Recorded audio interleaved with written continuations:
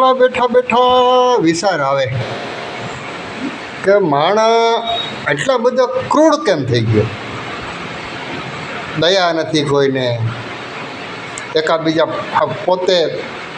પોતાનું જ કરવા માંડ્યા, એવું બધું કેમ માંડ્યું થવા? એમ પહેલાં તો કેવડી દયા હતી, 40 વર્ષ પહેલાં કેવડી દયા, અને અત્યારે હાવ દયાહીન માણસ થઈ ગયો, કોઈનો નહીં.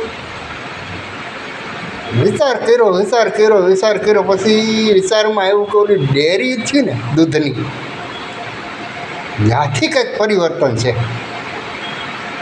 શું કામે કે બકરીનું બસવું છે એ બકરીનું દૂધ પીવે તો બકરી જેવું થાય, ભેંસનું બસવું છે એ ભેંસનું દૂધ પીવે તો ભેંસ જેવું થાય, હાવરનું બચ્ચું છે એ હાવરનું દૂધ પીવે તો એના જેવું થાય, ગધેડીનું બચ્ચું ગધેડીનું દૂધ પીવે એટલે એના જેવું થાય.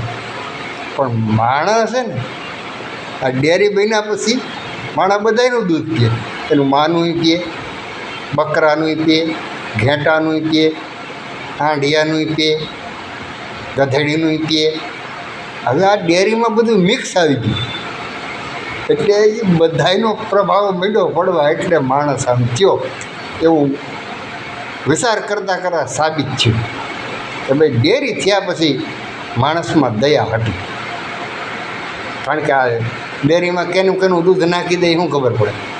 કોઈક બકરાનું હળડી દે ભેહુના દૂધની આવીને, કોઈક ગધેડીનું નાખી દે, કોઈ કૂતરીનું નાખી દેતા હોય. મને એવું લાગે છે એટલે આવું થયું હોય એવું દેખાય છે. તમને કેમ લાગે? વિચાર કરીને કોમેન્ટ કરજો કે હકીકતની અંદર આ પરિવર્તનનું કારણ આ જ છે કે? કોમેન્ટ કરજો.